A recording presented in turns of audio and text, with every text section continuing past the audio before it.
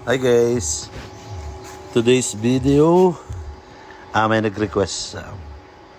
Gagawa tayo ng battery ng motor, cycle.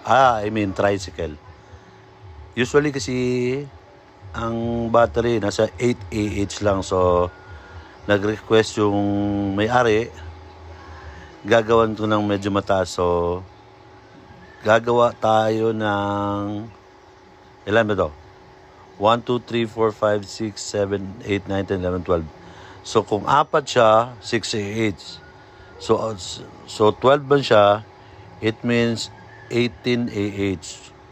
So, 18 ampere hours. Kaya usually, pag motorcycle, nasa 6 to 8 Ah lang yan. So, yan now, nilalagay ito, importante, balancer.